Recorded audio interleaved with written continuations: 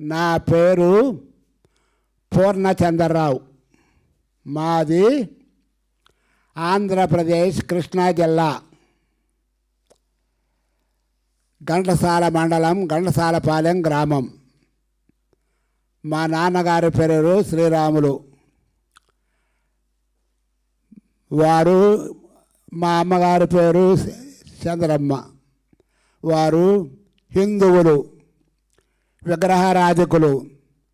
అలాంటి కుటుంబంలో నేను జన్మించినాను. ఇంకా ఎవరికైనా తెలియకపోతే నేను ఐజే వారి ఫాదర్ను, అంటే మీకు తెలియాలని చెప్తా ఉన్నాను. ఇప్పుడు నా జీవితంలో చదువు ఘంటసాలపాలెం స్కూల్లో జరిగింది. చదువుకునేటప్పుడే నాతోటి వారు, ఇంకా నాకంటే పెద్ద క్లాసుల వారు జీవిత ప్రకాష్ పాఠశాల నెల్లూరు రామాయపట్నం అని అక్కడ నుంచి correspondence course, Bible correspondence course చేసేవారు. అంటే నాకంటే సీనియర్స్ రాస్తే నేను కూడా రాసేవాడిని. మళ్ళా 4 సువార్తలు పంపేవారు. మత్తయి సువార్త, మార్కు, లూక, యోహాను సువార్తలు. అప్పుడు వాటికి సమాధానాలు నాకంటే ముందు వాళ్ళు రాసిన కాపీ కొట్టేసేవాడిని. అట్లా కరస్పాండెన్స్ చేస్తే చివరికి ఏం చేశారంటే వారు కొత్త నిబంధనలు పంపినారు. ఎందుకు చేశానంటే వాళ్ళు చేస్తున్నారు కాబట్టి అదొక అలవాటుతో చేశాను. కానీ యేసు ప్రభుని గురించి చదవలేదు, యేసు ప్రభుని గురించి నాకేమీ తెలియదు. నా హై స్కూల్ స్టడీ అయిపోయినాక మచిలీపట్నంలో హిందూ కాలేజీలో పియూసీ చదివిన తరువాత polytechnic, Andhra polytechnic Kakinada, LME అంటే డిప్లొమా ఇన్ మెకానికల్ ఇంజనీరింగ్ చేసిన. బందర్లో అంటే మచిలీపట్నాన్ని బందర్ అని కూడా అంటారు.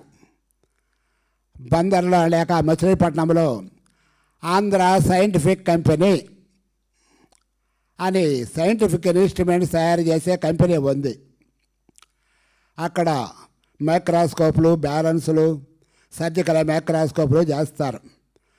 అందులో పనిచేసే ఇంజనీరు మేనేజర్ లెవెల్లో ఉన్నాయి. నాకు ఆయన మా మేనమాంక బాగా తెలుసు కనుక ఆయన కంపెనీలో చేర్చారు. నన్ను తీసుకెళ్ళి ఆయనకు పరిచయం చేశారు. జూలై 12, 1965లో కంపెనీలో చేరాను. అప్పటికి పెళ్లి కాలేదు. ఒక రూమ్ అద్దె తీసుకొని మెస్లో భోజనం చేస్తూ కంపెనీలో ఉద్యోగం చేస్తూ ఉండేవాడిని. ఆదివారం వస్తే మా ఊరు వెళ్ళి వచ్చేవాడిని. మా ఊరు 30 కిలోమీటర్లు కాబట్టి మళ్ళా సోమవారం పొద్దున్నే వచ్చేవాడిని. అప్పుడు షిఫ్ట్లో పనిచేస్తూ ఉండేవాడిని, నైట్ షిఫ్ట్, డే షిఫ్ట్ అని. ఇలా జరుగుతూ ఉండగా నేనున్న రూమ్కి ముందు ఒక పుట్ట ఎలిసింది. పుట్ట అంటే అట్లా పొగి లేస్తాం. మరి కొంతమందికి తెలుసో తెలియదు కుర్రవాళ్ళకి. సరే, హౌ అక్కడ దేవుడు వెలిసాడు అని పూజలు చేస్తూ ఉండేవారు. నేను నమ్మేవాడిని కాదు. కానీ కొంతకాలం తర్వాత నేనున్న గదిలో కూడా పుట్ట వెలిసింది. పైన పుట్ట పొలిసింది. ఆ పుట్టని కర్రతో పొడిచేదానికి ఆ రాత్రి పిచ్చిగా కల వచ్చి కేకలేసా. ఇదే దేవుడేమో అనుకున్నా. కానీ అక్కడికి వెళ్ళి చూసా. నా రూమ్కి ఆపోజిట్గానే రోడ్డు అడ్డం ఒక చెట్టు ఉండేది, వేప చెట్టు. అక్కడ కొంతమంది చేరేవారు. ఒక అమ్మాయి మీదకి పూనకం వచ్చేది. ఇదిగో మిఠాయి రంగు అనేది, అట్లాగే మిఠాయి వాసన వచ్చింది. ఇదిగో మల్లెపూల వాసన అనేది అట్లాగే వచ్చింది. ఇంకా ఎవరైనా ఇది అడిగితే చెప్తా ఉండే ఇదే దేవుడు అనుకున్నాను. అప్పటి నుండి నేను కూడా వాళ్ళలో ఒక భక్తుడిని అయిపోయినా. పూజలు చేయటం మొదలుపెట్టా. ఇంతగా బొట్టు కూడా పెట్టుకునేవాడిని. ఇవన్నీ చెప్పాలంటే ఒకసారి సిగ్గేస్తా ఉంది. అప్పుడు ఎరగకుండా జీవిస్తాను, సృష్టికర్త ఎవరో ఎరగకుండా జీవించాను. అలా జరుగుతూ ఉండగా సెలవులు అప్పుడు ఇంటికి వెళ్తా ఉండేవాడిని, వస్తూ ఉండేవాడిని. మా పేరెంట్స్ నాకు వివాహం చేయాలి అని పట్టుబట్టారు. సరే, చాలా కాలం ఒప్పేవాడిని కాదు. కొంతకాలానికి అంటే ఏమై చేయాలని ప్రయత్నం చేశాను, కానీ అది సఫలం కాల. 1970 సంవత్సరం వచ్చేదానికి మా అమ్మగారు బహుగా తొందర పెట్టారు. ఏంటంటే పెళ్లి చేయాల్సింది, ఇక నీ వయసు పెరుగుతూ ఉంది అని. అప్పుడు మా ఇంటి దగ్గరలోనే ఇప్పుడు నా భార్య సీతమ్మ, అంటే ఆమె పేరు చెప్పాలి అంటే అవసరాన్ని బట్టి అర్థం అవుతుంది. వాళ్ళు ఇంటి దగ్గరలోనే వాళ్ళ వదిన గారు ఉన్నారు. సీతమ్మ నా భార్య పేరు, సీతమ్మ వాళ్ళ వదిన అంటే అన్న భార్య మా ఇంటి దగ్గరే ఇల్లు. ఆమె మా ఇంటికి వచ్చి మా అమ్మకతో సీతమ్మని ఇస్తాము మీ బాబుకి అని చెప్తే అప్పుడు వాళ్ళు 35,000 కట్నం ఇస్తా ఉన్నారు. ఎందుకంటే ఆ కాలంలో కట్నం చేసుకోవటం అలవాటు. ఇప్పుడు క్రైస్తవాల్లో అది వేరు లేదు, వేరే సరే కొంతమందిలో ఉంది, అది వేరే సమస్య. ఇప్పుడు అంశం ఏంటంటే అయ్యే తక్కువ కట్నం, కానీ మా అమ్మ ఒప్పుకోలేదు. అలా ఉండగా కొన్ని రోజుల తర్వాత బందర్ నుంచి ఒక కుటుంబం వారు వచ్చి వాళ్ళ బంధువుల ఇంట్లో చేయారు. మా ఊర్లోనే, మా ఇంటి దగ్గరలోనే వాళ్ళ బంధువులు ఉన్నారు. వాళ్ళు వచ్చి మేము 40,000 ఇస్తాము అని మా అమ్మగారిని ప్రేరేపించారు. అప్పుడు ఎవరని తెలుసుకుంటే వాళ్ళు ఎలాంటి వారంటే ఆయన LICలో పనిచేసేవాడు. హెన్ పక్కడ్ హస్బెండ్ అంటే భార్యకి లోబడిపోయేవాడు. అంటే బంధువులు అందరూ చెప్పుకునేవారు పేటల వాళ్ళు. అప్పుడు ఆ అమ్మాయి గయ్యాళి తల్లి. అప్పుడు నేను అన్నాను, ఆ కూతురు ఎలాడో తెలియదు. ఒక సామెత ఉంది, వ్యవసాయం మాకు వ్యవసాయం ఉంది, వ్యవసాయం తెలుసు. గేద సేలో మేస్తే దూడ గట్టును మేస్తుందా అని మా అమ్మని ప్రశ్న ఇచ్చిన. సరే, ఇక నువ్వేమీ వినేట్లేవు, నా జీవితం ఆ గయాలితో నేను యాగలేను, కట్నం నాకు ముఖ్యం కాదు, గుణవంతురాలైతే చాలు, నలుపైనా పర్వాలా, నా జీవితం అంటే బతికినంతకాలం సుఖంగా సంతోషంగా బ్రతకాలి అనేది నా మోటు. ఆ ఉద్దేశంతో అప్పుడు ఆమెను ఒప్పించాను. అప్పుడు చివరికి కండిషన్ ఏం పెట్టిందంటే, వాళ్ళు వచ్చారు, మళ్ళీ వస్తారు రారు, ఇవాళ 4:30 లోపు ఆ రోజు వారికి కౌరంపుతాం. అంటే సీతమ్మ వాళ్ళ వదిన గారికి పత్తార్లంకలో ఉంటున్నారు. వాళ్ళ వదిన గారి అంటే కోటేశ్వరమ్మ వాళ్ళ అన్నయ్యని పంపారు మా ఇంటి దగ్గరే కాబట్టి 4:30 లోపు రావాలి. ఆడ కనుక రాని పక్షంలో ఆ గయాలితో పెళ్లి చేసుకోవాలి. అప్పుడు నేను పూజలు చేస్తూ ఉండేవాడిని బొగ్గు నిష్టగా, విగ్రహాలు పెట్టుకొని పొలం వెళ్ళి, ఓ దేవుడా వాళ్ళు 4:30 లోపు వచ్చేళ్ళు చేయమని చెప్పి ప్రార్థన చేసిన. దేవుడు అద్భుతం జరిగింది. 4:30 లోపు వచ్చారు, పెళ్ళి మాట్లాడుకున్నారు. మా నాన్నగారు వాళ్ళు పెళ్ళి ఖాయం చేసుకున్నారు. ఇప్పుడు పెళ్ళి అయిపోయింది. పెళ్ళి అయినప్పుడు వాళ్ళ వదిన గారు చెప్పారు, సీతమ్మ కొద్ది యేసుప్రభు అంటే నమ్మకం, మా అత్తగారు యేసుప్రభు అంటే నమ్ముకుంది, ఏ మతం అయితేలే అని, అది మతం ముఖ్యం కాదు, గుణవంతురాలైతే చాలు. ఈమె గుణవంతురాలని ఎట్లా అనేది అంటారేమో.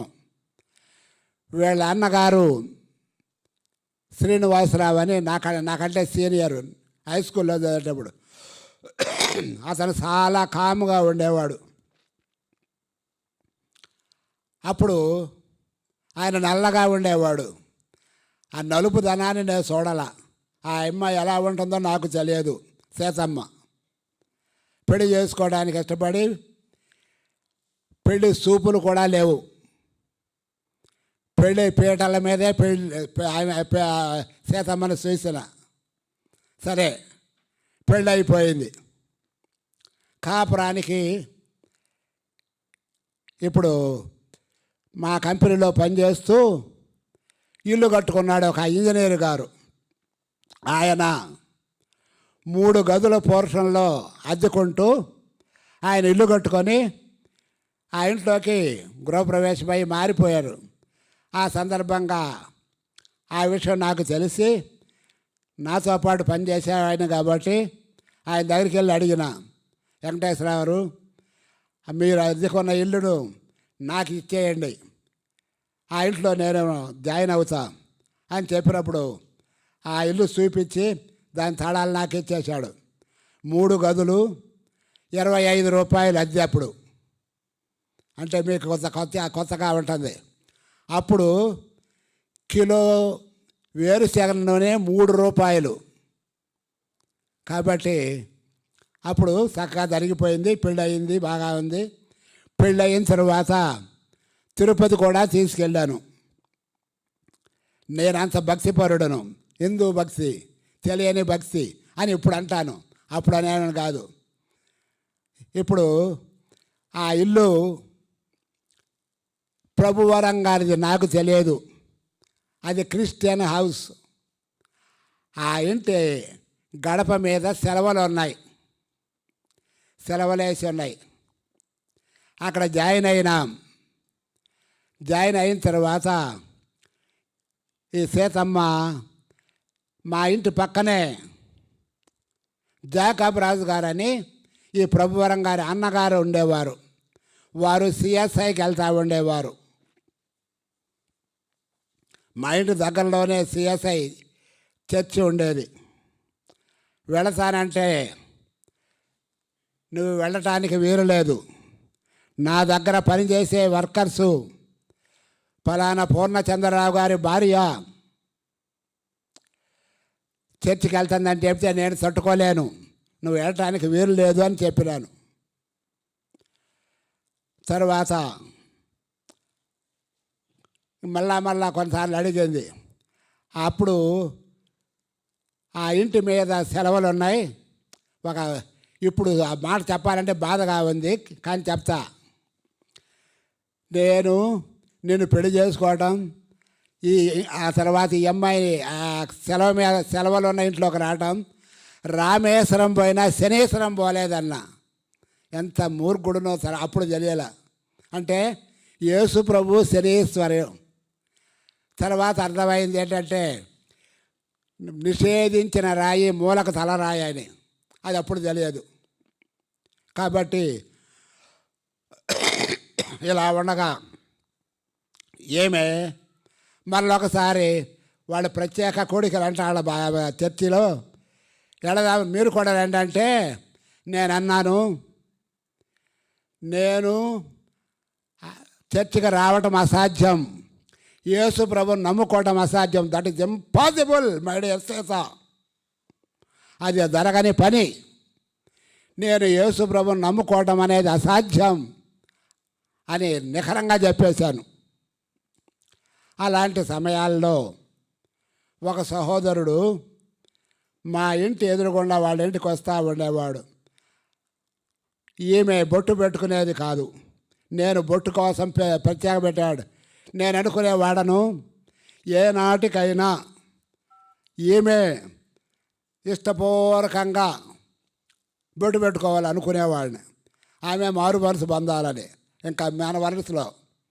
కానీ ఇప్పుడు అలా ఉండగా ఒక సహోదరుడు వచ్చి మా ఇంట్లో సువార్త చెప్తా ఉండేవాడు. కొంతకాలానికి Carmel prayer house, G Samuel, మన ప్రార్థనా మందిరం బందర్లో కర్మేలు ప్రార్థనా మందిరం నోబెల్ కాలనీలో ఉంది. ఆ సహోదరుడు గారు వచ్చారు, చాలాసేపు చెప్పారు. ఆయన అన్నారు, పూర్ణచంద్రరావు గారు మీ సిస్టర్ గారిని మందిరానికి పంపించండి, ఆమెకు ప్రభు అంటే ఇష్టం అని చెప్పినప్పుడు నో అని అనలేకపోయినాను. నాకు తెలియదు, నువ్వు వెళ్ళటం అసాధ్యం, వెళ్ళకూడదని చెప్పిన మనిషిని ప్రభువు నన్ను ఒప్పించినాడు. ఇప్పుడు అదే సమయంలో ఐజయ్య గారని విజయవాడ మున్సిపల్ ఆఫీసులో పనిచేసే ఆయన మా ఇంటికి వచ్చి యేసు ప్రభుని గురించి చెప్పాడు. నేనేమో పూజలు చేస్తూ ఉండేవాడిని. అప్పుడు చాలా వాగ్వివాదం జరిగింది. అసలు ఎంతో చర్చించుకున్నాం. చివరికి అసలు దేవుడే లేడు, దేవుడు అనేవాడు ఉంటే ఈ భూలోకంలో కొంతమంది బాగా తిని త్రాగేవాడు. ఎందుకంటే నేను బాగా సినిమాలు చూసేవాడిని. సినిమాల ద్వారా అవి నేర్చుకున్నాను. కొంతమంది తినడానికి లేకుండా బాధపడేవారు. ఇంత వ్యత్యాసం ఎందుకు ఉండాలి అని ఆయన ఎదురు ప్రశ్న వేసిన అప్పుడు ఆయన చెప్పినాడు, పూర్ణచంద్ర గారు మీరు వేసే ప్రశ్న మంచిదే. ఈ లోకం దేవుని రాజ్యం కాదు, ఇది దేవుని రాజ్యములో ఇలా మీరు ఎగంట చెప్పినట్టుగా తిని తాగి ఆనందించేవారు లేనివారు ఉండరు, అందరూ సమానంగా ఉంటారు. ఆ మాట నాకు ఒప్పుదల వచ్చింది. నేను ఎరగనిది, నాకు తెలియనిది అనేది ఒకటి ఉన్నది అని సమాధానం వచ్చింది. అయితే ఆమె మందిరానికి వెళ్తూ ఉండేది, నేను సినిమాలకు వెళ్తూ ఉండేవాడిని. ప్రతి ఉదయం సినిమా ఫస్ట్ షోకి వెళ్ళిపోయేవాడిని, మార్నింగ్ షోకి. మళ్ళీ ఆ మందిరం అయిపోయి వచ్చినాక మళ్ళీ కలిసి ఉండేవాళ్ళం. ఇట్లా ఉండగా సాతానుడు నన్ను శోధించినాడు అని ఇప్పుడు అంటాను. ఆ మాట మన ఇద్దరికీ పడదు. నువ్వేమో క్రైస్తవ మతం, నేనేమో హిందూ మతం, ఇద్దరం వేడైపోదాం. నాకు జీవితం అంటే విరక్తి పుట్టింది, చచ్చిపోవాలి అనిపించేది. అంటే అప్పుడు నాకు తెలియదు, పూజలు చేస్తారే ఉండ. అంటే నాకు అర్థమైంది తర్వాత ప్రభువు నన్ను సంధించడం మొదలు పెడుతున్నాడు అనేది అర్థమైంది. కొన్నిసార్లు లేచి వెళ్ళిపోయేవాడిని. ఆమె అట్టా ప్రార్థన చేస్తూ ఉండేది. మళ్ళీ తిరిగి కొంత దూరం వెళ్ళి మళ్ళీ తిరిగి వచ్చేవాడిని. ఎందుకు చేశాను ఒకసారి ఇప్పుడు ఆలోచిస్తే పిచ్చోళ్ళలాగా చేశాను అనిపిస్తుంది. సాతాను చేతిలో ఉంటే ఎంత భయంకరమో అప్పుడు నాకు అర్థమైంది, ఇప్పుడు అర్థమైంది. సరే, ఇలా ఉండగా ఆమె గర్భవతి అయింది. అప్పుడు సచ్చనపల్లిలో మా బావమరిది ఉంటే అక్కడ మిషన్ హాస్పిటల్లో అడ్మిట్ అయింది. 1970వ సంవత్సరం జూన్ 21న పెళ్ళయింది. 1971 ఆగస్టు 10న మాకు పెద్ద కుమారుడు పుట్టినాడు. ఆ కుమారుడు ఆగస్టు 15 సెలవు కనుక 71 ఆగస్టు 15 నేను వెళ్ళా సచ్చనపల్లి. ఆ బిడ్డ బ్రతకడు అని చెప్పినారు, డాక్టర్లు అని చెప్పారు. బలహీనంగా పుట్టాడు, కామెర్లు వచ్చినాయి, చచ్చిపోతాడు అన్నారు. అప్పుడు మా అత్తగారు అంటే సీతమ్మ వాళ్ళ అమ్మగారు, బాబు నువ్వేమో పూజలు చేస్తావు, నీ కొడుకు బతకడని చెప్తా ఉన్నారు. నీవు గనక యేసు ప్రభువుకు ప్రార్థన చేస్తే చచ్చిపోతాడని డాక్టర్లు చెప్పే నీ కొడుకు బతుకుతాడు. యేసు ప్రభువు ప్రతి విధ రోగులను స్వస్థపరిచారు, యేసు ప్రభువు చచ్చిపోయిన వారిని బతికించారు అని కొన్ని మాటలు చెప్పారు ఆమె. ఒకటి మాత్రం నాకు అర్థమైంది, యేసు ప్రభుని అడిగితే బతికిస్తాడు. డాక్టర్లు చచ్చిపోతాడు అనుకున్నారు, చచ్చిపోతాడు. నువ్వు కనుక యేసు ప్రభుని అడిగితే నీ కుమారుడిని యేసు ప్రభు బతికిస్తాడు అని చెప్పే మాట నా హృదయంలో నమ్మకం ఏర్పడింది. సత్యనపల్లి నుంచి బస్సు ఎక్కినప్పటి నుంచి అడుగుతూ పుట్టాను, ఎట్లా ప్రార్థన చేయాలో నాకేం తెలియదు. యేసు ప్రభువా, పెద్ద కుమారుడు చచ్చిపోతాడని డాక్టర్లు చెప్తున్నారు, నువ్వు బతికిస్తావంట, బతికించు, నువ్వు బతికించు. అది అంతవరకే నాకు తెలిసింది. ఇట్లా ప్రార్థన చేయడం మొదలెట్టా. కాసేపటికి నువ్వు పూజలు చేస్తున్నావుగా, మళ్ళీ ఇట్లా ప్రార్థన చేస్తావేంటి, ఏదోటిలే బిడ్డ బతికితే చాలు అని మళ్ళా సమాధానం వచ్చింది. ఇట్లా అనుకుంటుండగా బిడ్డ బతికాడు. సంవత్సరం అయిపోయింది, పాకుతానే ఉన్నాడు, నిలబడటల్లా. అప్పుడు నాకు మళ్ళీ ఒక తలంపు వచ్చింది. ఈ బిడ్డ పాకితే నేను కూడా మందిరానికి వెళ్తా అని మనసులో అనుకున్నా. సీతమ్మకు కూడా చెప్పలా. అనుకున్నా. కొన్ని రోజులకి లేచి నడిచాడు. ఎంత సంతోషం, చచ్చిపోతాడు అన్నట్టు బతికాడు. అప్పుడు అర్థమైంది ఏంటంటే, యేసు ప్రభు చచ్చిపోతాడే బతికాడు, నడవనివాడు నడిచాడు, యేసు ప్రభు ప్రార్థనలు వినేవాడు, యేసు ప్రభు నిజమైన దేవుడు అనేది అర్థమైంది. అప్పుడు అసలు మందిరానికి వెళ్ళాను, కానుక ఇవ్వాలనుకున్నాను, ఇచ్చారు, అయిపోయింది. బైబిల్లో ఏముంది తెలుసుకోవాలనే కోరిక పుట్టింది.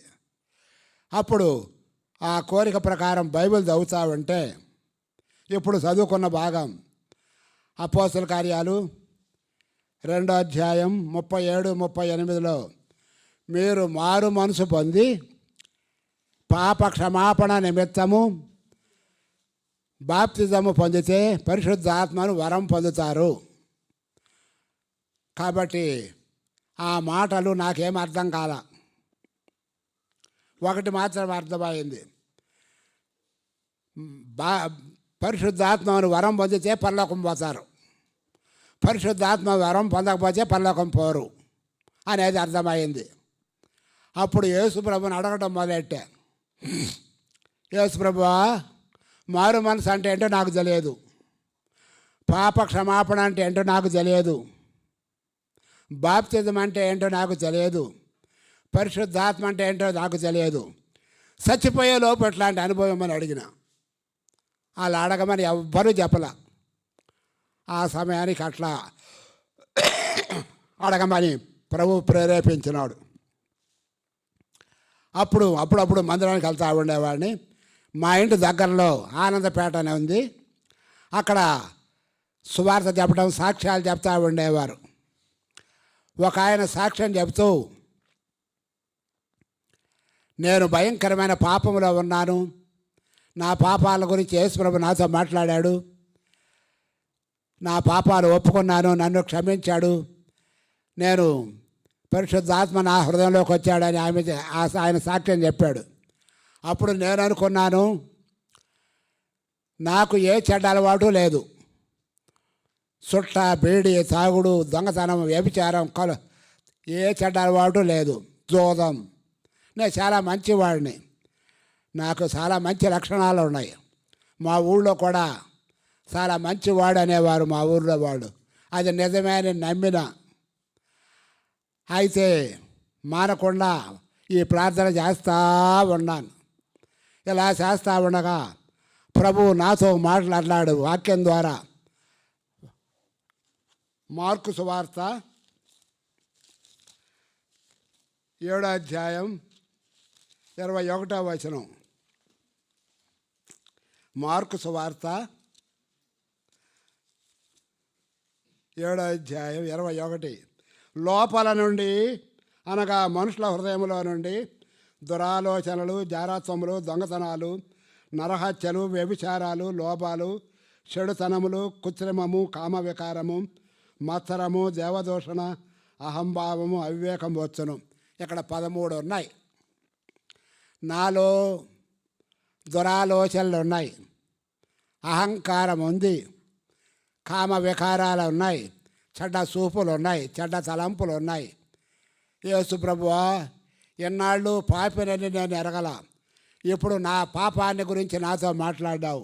నా హృదయం పాపం, నా ఆలోచన పాపం, నా తలంపులు పాపం, నా క్రియలు పాపం. చిన్నతనంలో పక్క చేరు జాంకాయలు, నారింజకాయలు దొంగతనంగా కోసాను, మేస్టార్లను కొట్టాలనుకున్నాను. ఇవంతా చెడ్డదే. నేను బహు చెడ్డవాడిని. యేసు ప్రభువా నన్ను క్షమించు, యేసు ప్రభువా నన్ను కడగమని ప్రార్థన చేసిన. యేసు ప్రభు నన్ను క్షమించినాడు, కడిగినాడు, పవిత్రపరిచినాడు. తర్వాత త్వరలోనే బాప్తిజం కూడా తీసుకున్నాను. అప్పుడు అంటే శామ్యూల్ గారు వాళ్ళు ప్రేరేపించి బాప్తిజం తీసుకునేమని కాన్వకేషన్లో కూడా వెళ్ళేవాడిని. ఆ బాప్తిజం వాగ్దానం ఏంటంటే యెషయా గ్రంథం 48:17. యెషయా 48:17 వచనం. యెషయా గ్రంథం 48:17. నీ విమోచకుడు ఇశ్రాయేలు పరిశుద్ధుడైన యెహోవా ఎలాగూ సెలవిస్తున్నాడు, నీకు ప్రయోజనము కలుగునట్లు నీ దేవుడైన యెహోవానగు నేనే నీకు ఉపదేశము చేయుదును, నీవు నడవలసిన త్రోవను నేను నడిపించదును. నాకు ఉపదేశం చేస్తాడని, నేను నడవలసిన త్రోవను, ఈ మాట నాకు అనేక సార్లు మాట్లాడుతూ నన్ను బలపరుస్తూ వచ్చేవాడు. కాబట్టి ఈ రీతిగా ఈ మాట నన్ను బహుగా బలపరిచింది. ప్రభులో క్రమేపీ బలపడుతూ వస్తూ ఉండేవాడిని. ఆ సమయంలో ఇప్పుడు యేసు ప్రభు నిజమైన దేవుడని అర్థమైంది, యేసు ప్రభు నా రక్షకుడని అర్థమైంది. నేను కొంతకాలం అంటే మందిరానికి వెళ్తూ ఉంటాం, పరిచర్య క్రమేపీ అన్ని కూడికలకు వెళ్ళేవాడిని. షిఫ్ట్లో ఉన్నాను కాబట్టి షిఫ్ట్లో బైబిల్ క్లాస్కి వెళ్ళడానికి నా ఆపోజిట్ షిఫ్ట్ మార్పి ఫస్ట్ షిఫ్ట్లో ఉన్న అతన్ని, బాబు నువ్వు నైట్ షిఫ్ట్ రా, నేను ఫస్ట్ షిఫ్ట్ చేస్తానని అట్లా ఫస్ట్ షిఫ్ట్లో వెళ్ళి బైబిల్ క్లాస్కి అటెండ్ అయ్యేవాడిని. అంటే నేను చెప్పదలిసింది ఏంటంటే, ఏనాడు యేసు ప్రభువును నా హృదయంలోనికి తీసుకున్నానో, యేసు ప్రభువు నా సొంత రక్షకునికి అంగీకరించినానో, నా హృదయంలో గొప్ప సంతోషం వచ్చింది, సమాధానం వచ్చింది, దేవుని సన్నిధి అంటే ఆసక్తి అధికమైంది, ప్రార్థన చేయాలనే ఆసక్తి అధికమైంది. తెల్లవారుజామునే లేచి ప్రార్థన చేస్తూ ఉండేవాడు. మన ప్రక్క ఇంటి వారు, ఈయన ఎంతకాలమో పూజలు చేసేవాడు, ఇప్పుడు ఇట్లా ప్రార్థన చేస్తున్నాడు ఏంటి అని ఆశ్చర్యపోయినారు. ఎట్లా సంతోషంగా పాటలు పాడుకుంటూ ఉండేవాడిని, ఆనందంగా కంపెనీలో కూడా పాటలు పాడుతూ ఉండేవాడిని. ఇలా ఉండగా ఒకసారి బజారుకి వెళ్ళి పాటలు పాడుకుంటూ వెళ్ళేవాడిని. నా హృదయంలో గొప్ప సంతోషం ఏర్పడింది. యేసు ప్రభు నా హృదయంలోకి రాబట్టి, నా పాపం పోయిన దాన్ని బట్టి గొప్ప సంతోషం, సమాధానం, నెమ్మది, ఆనందం, తృప్తి నా జీవితంలో ఏర్పడినది. అలా ఉంటూ ఉండగా బజారుకి వెళ్ళి వచ్చేటప్పుడు ఆ పాటలు పాడటం పోయింది, సంతోషం పోయింది. ఏంటి అని పరీక్ష చేసుకున్నా. ఆ అవసరమైన కొనుక్కొని, రేగ్గాయలు అంటే నాకు చాలా ఇష్టం. అక్కడ రేగ్గాయలు అబ్బాయి దగ్గర కొన్ని కాయలు కొని కొన్ని అదనంగా తీసుకున్నా. అదనంగా తీసుకోవటం అది తప్పని అప్పుడు ఇంటికి వచ్చేటప్పుడు సంతోషం పోయింది. గుర్తొచ్చింది, ప్రభు గుర్తు చేశాడు, నువ్వు అక్కడ అనవసరంగా తీసుకున్నావు, ప్రభువా నన్ను క్షమించు, ప్రభువా నన్ను క్షమించు. అయినప్పుడు ఆ సంతోషం రాలా. అప్పుడు మందిరానికి వెళ్ళి శామ్యూల్ గారికి చెప్పిన. శామ్యూల్ గారు ఆయన నన్ను బహు ప్రేమిస్తూ ఉండేవాడు. ఆయన చెప్పింది ఏంటంటే, మందిరంలో కూర్చోబెట్టి, మందిరం అంటే లేని టైంలో నేను షిఫ్ట్లో ఉండేవాడిని కాబట్టి ఆయన కూర్చోబెట్టి ఇలాగ చెప్పినాడు, కూర్చోండి అని చెప్పి. ఒక రాజుగారు ఉన్నారు. ఆ రాజుగారి దగ్గర ఇద్దరు పనివాళ్ళు ఉన్నారు. ఒక వంటవాడు అసిస్టెంటు. అట్లా ఉండగా వంటవాడు అసిస్టెంటు క్యాట్ బాల్ పెట్టుకోవడానికి గ్రౌండ్లో హంస తగిలి చచ్చిపోయింది. ఆ హంసను పూర్తి చేశాడు అసిస్టెంటు. అది చూసి ఈ వంటవాడు, నువ్వు రాజుగారి హంసను చంపేశావు, నేను రాజుగారికి చెప్తాను నీ ఉద్యోగం పోద్దంటే, అబ్బాబు చెప్పారా బాబు, చెప్పాకంటే నువ్వు నా పని చేయి, నేను చేసే పని కూడా నువ్వు చేయాలని అట్లా చేస్తూ ఉండేవాడంట. కొంతకాలం సంవత్సరం అయిపోయింది, ఇంకా చేస్తానే ఉన్నాడు. ఇక ఆయనకి ఇసుకెత్తిపోయి రాజుగారికి ఆ అసిస్టెంటు వణుక్కుంటా వెళ్ళి అడిగాడంట. ఆయన చెప్పింది చెప్తా ఉన్నా, ఇంకా నాకు గుర్తుంది. అప్పుడు ఆ రాజుగారు అన్నారు, నీవు క్యాట్ బాల్ కొట్టడం, నా హంస చచ్చిపోవడం నేను చూసా, నువ్వు బాధపడడం నేను చూసా, పూడ్చడం నేను చూసా, అప్పుడే నిన్ను క్షమించేశానన్నాడు.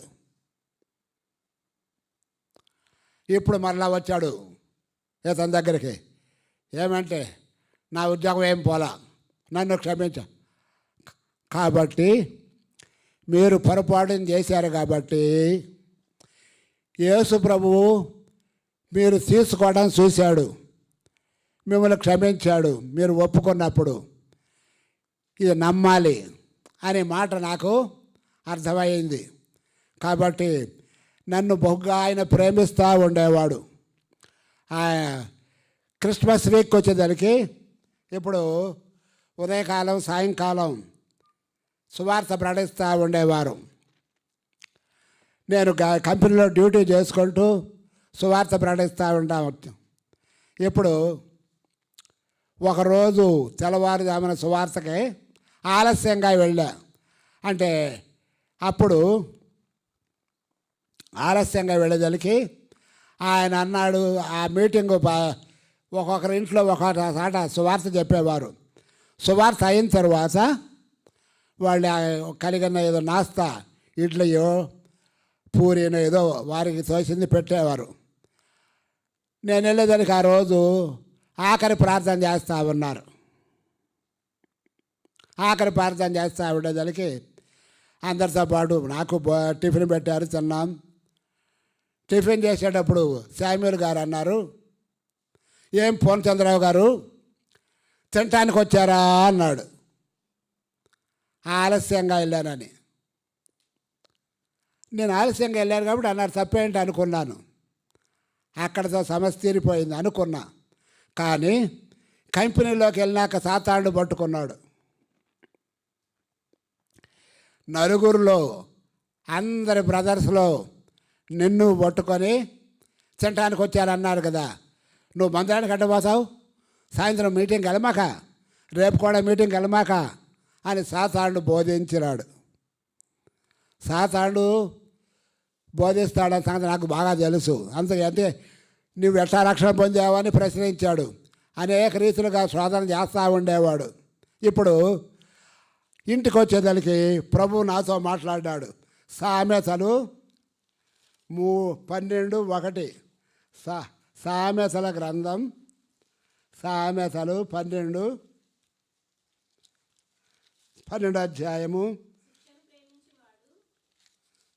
1 వచనం. శిక్షను ప్రేమించువాడు జ్ఞానమును ప్రేమించువాడు, గద్దింపును అసహించుకునివాడు పశుప్రాయుడు. నలుగురిలో అన్నారు కాబట్టి అది ఒకవేళ గద్దింపుగా కనపడవచ్చు. గద్దింపును అసహించుకుంటే నేను పశుప్రాయుడిని, ఆ శిక్షను ప్రేమిస్తే జ్ఞానం గలవాడను. ప్రభువా, ఈ మాట ద్వారా నన్ను సరిచేశావు, సాతాను శోధన మీద నాకు విజయం ఇచ్చావు అని సంతోషంగా వెళ్ళాను. ఆనందంగా వెళ్ళాను. అన్ని కోడికలుగా వెళ్తూ ఉండేవాడను. ఇట్లా ఉండగా నా జీవితంలో మా ఊరు వెళ్ళాను.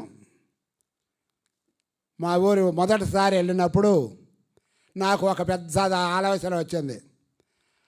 ఆ ఊరిలో ఘంటసాలపాలెంలో యేసు ప్రభువును నమ్ముకున్న వారు 3 కుటుంబాల వారు ఉండేవారు అంతే.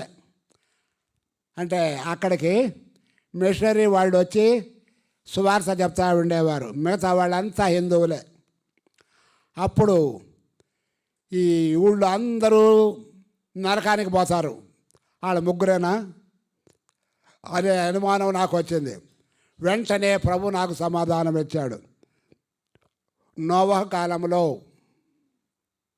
ఎవరు? కేవలం నోవహు, అతని భార్య, 3 కుమారులు 3 కోడళ్ళు మాత్రమే వెళ్ళారు. కాబట్టి ఎవరు యేసు ప్రభు అనే ఓడలో ఉంటారో వారే. కాబట్టి మిగతా వాళ్ళంతా పోతారు.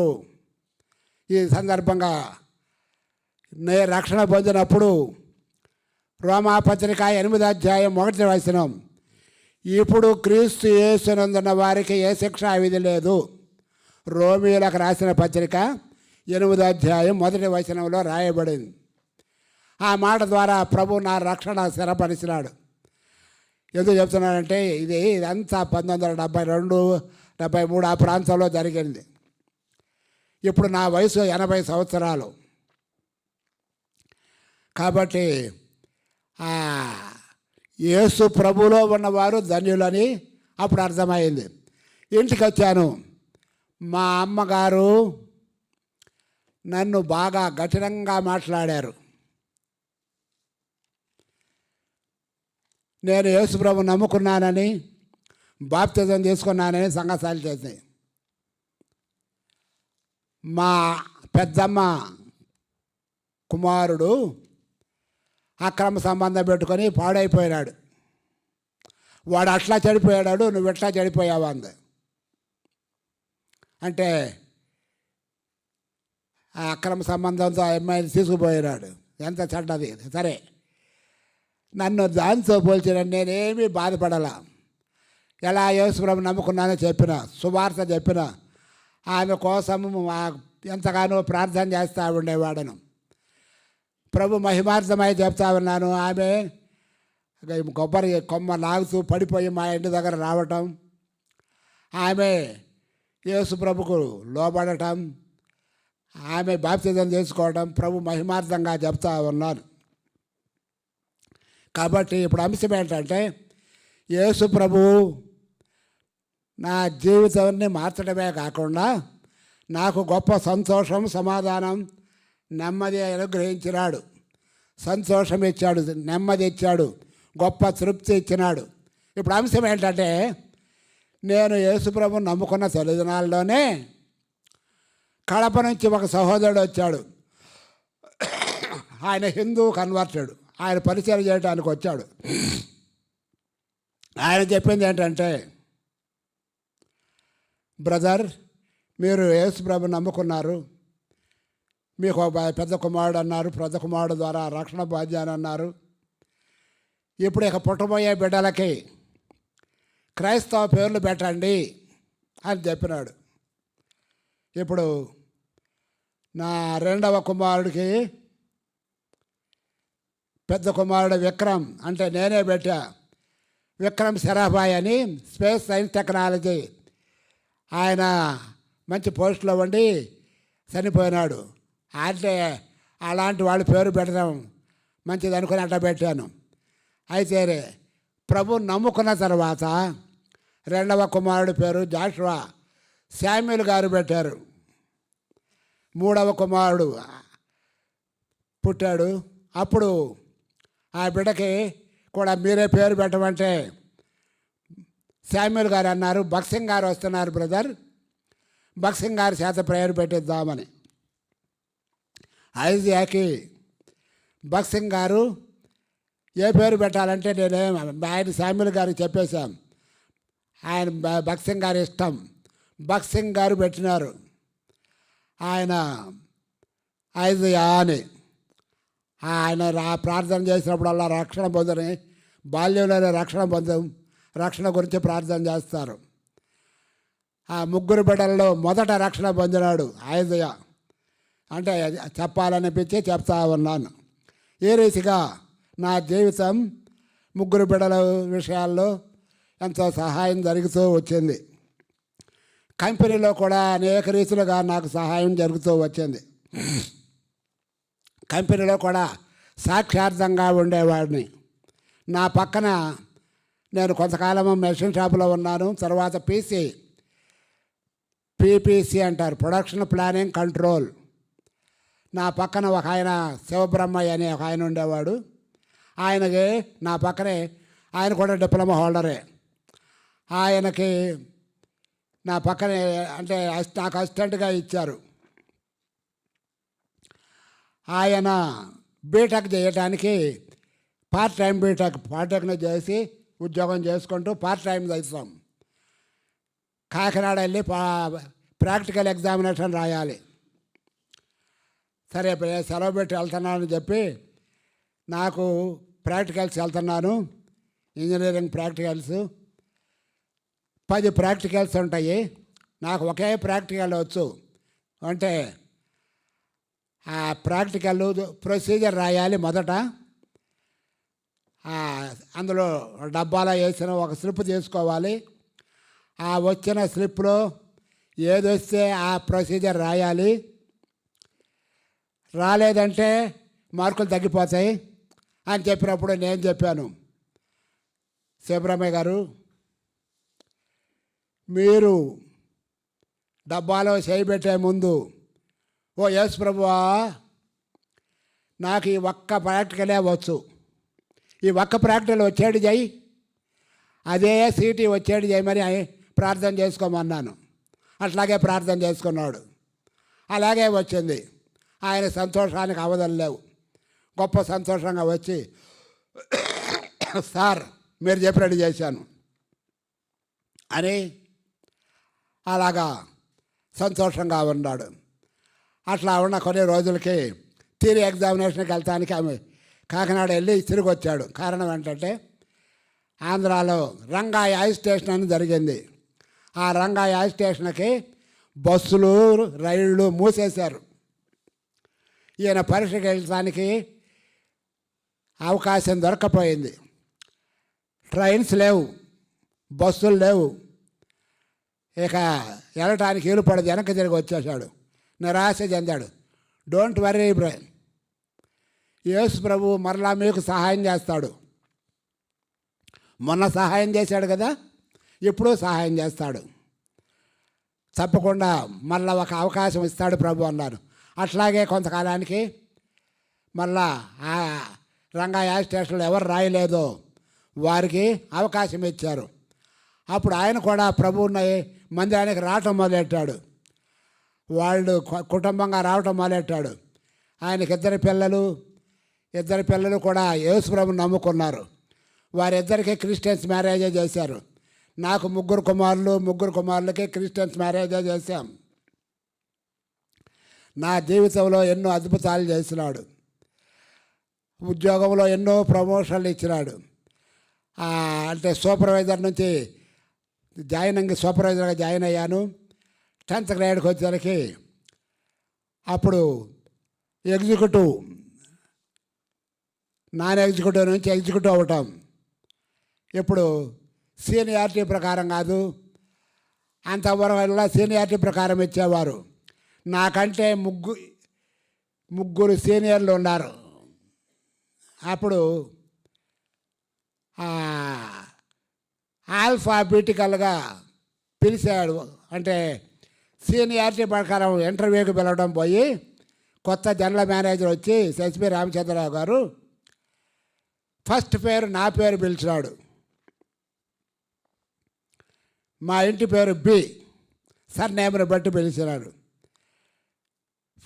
ఆయన అడిగిన ప్రతి ప్రశ్నకి సమాధానం చెప్పాను. సార్ 2 గంటలకి ఇంటర్వ్యూ. ఇంటి దగ్గర సిస్టర్స్ సీతమ్మ చెప్పాను, అమ్మ 2 గంటలకి ఇంటర్వ్యూ, నువ్వు ప్రార్థన చేయి. నేను ప్రతిదానికి సగ్గా సమాధానం చెప్పాలి. రిటర్న్ ఎగ్జామినేషన్లో ఫస్ట్ మార్క్ వచ్చింది నాకు. ఇప్పుడు వారాల్లో కూడా రావాలా. అప్పుడు నాకు ప్రతిదానికి మంచి మార్కులు వేశారు. జనరల్ మీద అడిగిన ప్రశ్నకి సార్ సార్ సార్ అంట చెప్పాను. మిగతా పర్సనల్ మేనేజర్కి అందరికీ సమాధానం చక్కగా ఉంది. అప్పుడు నాకు 9 మార్క్స్ అవుట్ ఆఫ్ 10 సీనియారిటీని పక్కన పెట్టేసి నాకు ప్రమోషన్ ఇచ్చారు. అంటే ఎందుకు చెప్తున్నానంటే, దేవుడు నా జీవితంలో అద్భుతాలు చేశాడు, ఆశ్చర్యాలు చేశాడు, ఎన్నో కార్యాలు. మందిరంలో మంచి అంటే ప్రతి పరిచర్యలో పాలు పొందటం. మొదట సండే స్కూల్ తీసుకోమన్నారు, తర్వాత యూత్ మీటింగ్ తీసుకోమన్నారు, తర్వాత ఆరాధన వర్తమానం తీసుకోమన్నారు, తర్వాత సెకండ్ మెసేజ్. శామ్యుల్ గారు బయటకు ఎక్కడైనా వెళితే లీడింగ్ నాకు అప్పచెప్పారు. తర్వాత బ్రెండు ఎల్డర్గా చేశారు. అంటే అన్నీ మహిమార్థం చెప్తా ఉన్నాను. తర్వాత అప్పుడు వద్దు బ్రదర్, నాకు అలాంటిది వద్దు, ఫైనాన్స్ కూడా నాకు అప్పచెప్పారు.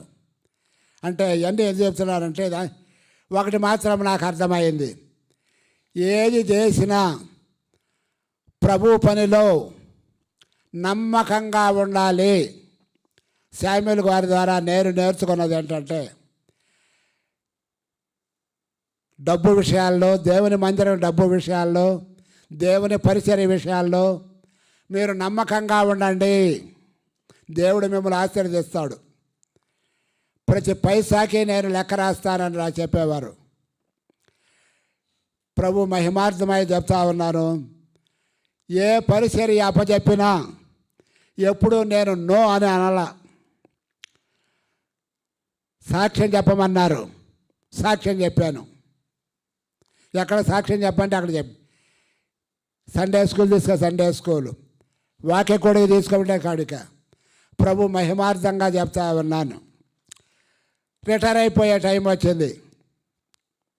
రిటైర్ అయిపోయేదానికి అంటే వాలంటీర్ రిటైర్మెంట్. అప్పుడు నేను అనుకున్నాను,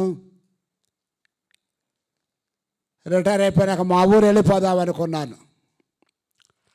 అట్లాంటి ఆలోచించడానికి ప్రభువా ఏంటంటే, అప్పుడు ప్రభు మాట్లాడాడు. అపోస్తల కార్యాలు 2:42, అపోస్తల కార్యాలు 2:42, ఇందాక చదువుకున్న దగ్గరే అపోస్తల కార్యాలు 2:42 వాక్యంలో ఏమి రాయబడిందంటే, వీరు అపోస్తల బోధ యందును రొట్టె విరుసుల యందును ప్రార్థన యందును సావాసమందు ఎడతెగకై ఉండేరి అని రాయబడింది. కాబట్టి ఇప్పుడు 42లో వీరు అపోస్తల బోధ యందు సావాసమందు రొట్టె విరుసుల యందు ప్రార్థన చేయుట యందు ఎడతెగకై ఉండేరి. దేవుని వాక్యమేమో సావాసంలో ఎడతెక్క ఉండాలి, ప్రార్థనలో ఎడతెక్క ఉండాలి, రొట్టె విరుసులలో ఎడతెక్క ఉండాలి. నువ్వు అక్కడ పోతానంటావేంటి? అక్కడ ఉంటే సావాసం ఎక్కడ? నీ ఆత్మీయ జీవితం ఏమవుతుంది? ప్రభు నాతో మాట్లాడాడు. ఇక మానేశాను.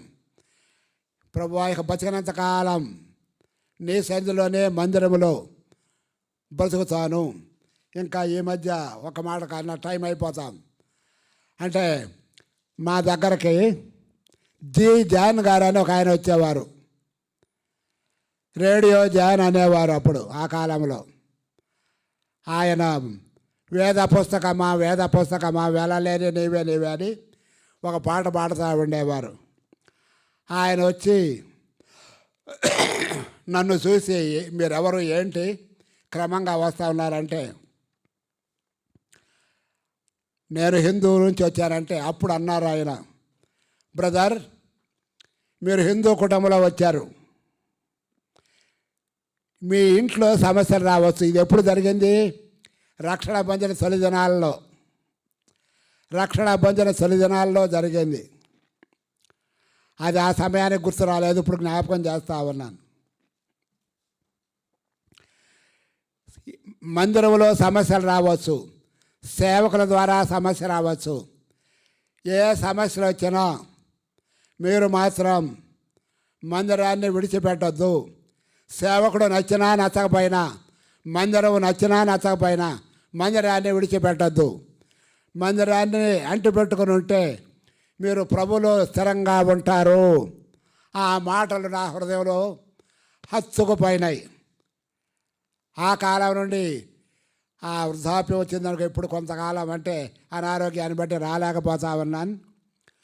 మందిరం మానకుండా క్రమంగా ఉండేవాడిని రెగ్యులర్గా. ఆ రీతిగా ప్రభు సహాయం చేశాడు. తరువాత అగస్టిన్ గారని కాన్వకేషన్ స్పీకర్, కాన్వకేషన్లో తర్జుమా చేసేవారు, భక్సింగ్ గారు కాన్వకేషన్ సంఘం చాలామందికి తెలియదు. అంటే ఆ కాలపాడు చాలా తక్కువ, 85 తర్వాత లేదు. అప్పుడు తిమోతి గారును అగస్టిన్ గారు సువార్త చెప్పేవారు, తెలుగులో తర్జుమా చేసేవారు. ఆయన అగస్టిన్ గారు 7th క్లాస్ చదివి ధారాళంగా ట్రాన్స్లేట్ చేసేవారు ఇంగ్లీష్ మాట్లాడేవాళ్ళకి. నాకు ఆశ్చర్యం వేసేది. నేను అమెరికా కూడా వెళ్ళాను. ఆ అమెరికా వాళ్ళ ఇంగ్లీషు అర్థం కాదు. ఆయన ఇతర దేశస్తులు ఇంగ్లీష్ కూడా స్పష్టంగా ట్రాన్స్లేట్ చేసేవాడు. ఆయన ఒకసారి బందరు వచ్చారు. ఆయన యేసుప్రభు రాకడ గురించి చెప్పారు, సెకండ్ కమింగ్. యేసుప్రభు త్వరలో రానై ఉన్నాడు. యేసుప్రభు వచ్చినప్పుడు బస్సు నడిపే డ్రైవరు యేసుప్రభుని నమ్ముకొని సిద్ధపడి ఉంటే, ప్రభు వచ్చినప్పుడు ఆ బస్సు డ్రైవర్ వెళ్ళిపోతాడు, పైకి వెళ్ళిపోతాడు. విమానం నడిపే పైలట్ ప్రభుని నమ్ముకొని సిద్ధపడి ఉంటే ఆ పైలట్ వెళ్ళిపోతాడు. విమానం కొలాప్స్ అవుతుంది, బస్సు కొలాప్స్ అవుతుంది. నీ జీవితం సంపూర్ణంగా సిద్ధపడ్డావా? నీ జీవితం పూర్తిగా ప్రభు స్వాధీనంలో ఉందా? అది చాలా కాలం కింద మాట్లాడింది. ప్రభువా, ఇక నుంచి నేను నా బ్రతుకంతా నీ చేతిలో పెడుతున్నాను. ఇక నీ కొరకే జీవిస్తా. ఈ లోకంలో ఏమున్నా ఏం లేకపోయినా నీతో ఉంటే చాలు, నీ రాజ్యంతో ఉంటే చాలు. ఆ మాట ద్వారా ప్రభు నన్ను బహుగా బలపరిచినాడు. జీవితం అంటే ఈ లోకంలో ఉన్న జీవితం నిజమైన జీవితం కాదు. ఈ లోకంలో జీవించేది నిజమైన జీవితం కాదు. ఒక మాట ఎప్పుడు నాకు వినపడతా ఉండేది, అసలు మానవ జీవితము మరణంతో ఆరంభమవుతుంది. ఒక వ్యక్తి మరణించిన తరువాత అసలు జీవితం ఆరంభమవుతుంది. ఇది నిజమైన జీవితం కాదు. యేసు ప్రభు ద్వారా రక్షణ పొంది యేసు ప్రభులో నిలిచి ఉండేవారు ధన్యులు. ఎవరైతే యేసు ప్రభులో అంతవరకు నిలిచి ఉండటం, అలాంటి వారు ధన్యులు. ఈ లోకంలో ఏమి లేకపోయినా పర్వాలా, ఏమున్నా ఏమి లేకపోయినా, తినటానికి తిండి ఉన్నా లేకపోయినా నో ప్రాబ్లం. లాజర్ను చూడండి, ధన్యుడైనాడు. దేవదూతలు వచ్చి అతను కొనిపోయారు. ధనవంతుడు చూడండి. నాకు అర్థమైంది ఏంటంటే, బ్రతకటంలో నిత్యత్వమైన గ్రహింపు లేకోకుండా, యేసు ప్రభువుకు హృదయంలో సంపూర్ణ స్థానం లేకోకుండా, పాప క్షమాపణ అనుభవం లేకుండా, నూతన సృష్టిగా చేయబడుకోకుండా జీవించే జీవితం అనేది ఎంతో దుఃఖకరము. ఈ లోకంలో ఎంతకాలమన్నా జీవించు, యేసు ప్రభువులో ఉన్నావా లేవా? రోమాపత్రిక 8వ అధ్యాయం 1వ వచనం, ఇప్పుడు క్రీస్తు యేసు వారికి ఏ శిక్షా విధి లేదు అనే సత్యాన్ని నాకు ప్రభు బయలుపరిచినాడు. చివరికి ఆయా సందర్భాల్లో ప్రభు, ఇటీవల కాలంలో ప్రభు నాతో మాట్లాడింది ఏంటంటే, హెబ్రీ పత్రిక 11వ అధ్యాయం 13వ వచనం, ఆ ఒక్క మాట చెప్పి ముగిస్తాను. హెబ్రీ 11:13, వీరందరూ ఆ వాగ్దాన ఫలములు అనుభవించకపోయి నన్ను దూరము నుండి చూసి వందనము చేసి తాము భూమి మీద పరదేశులము యాత్రికులమై ఉన్నామని ఒప్పుకొని విశ్వాసము గలవారై మృతి పొందిరి.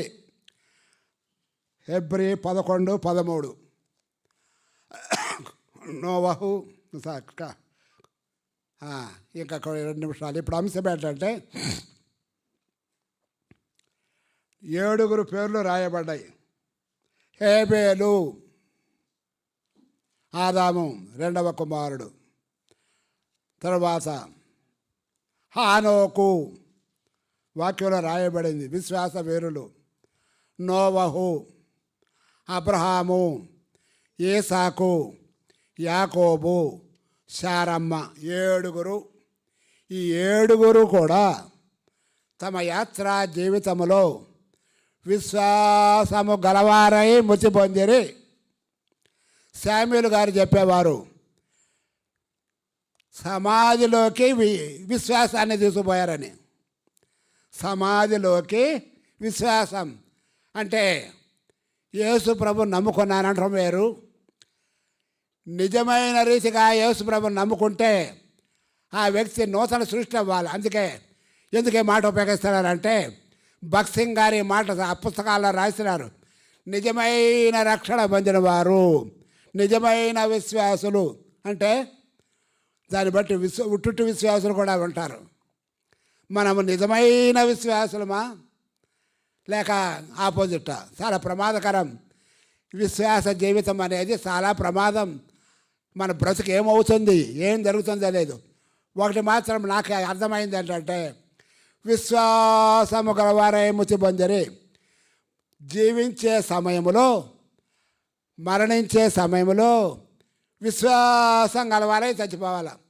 ఆఖరి శ్వాస అంటే ఆగిపోయింది అంటారే ఆ సమయం వరకు విశ్వాసం కలిగి జీవించడం. అలాంటి వారు ధన్యులు. అందుకే మొదటి పునరుద్ధానములో పాలు పొందువారు ధన్యులు. తన పాపములకు పరిహారమునందున వారు ధన్యులు.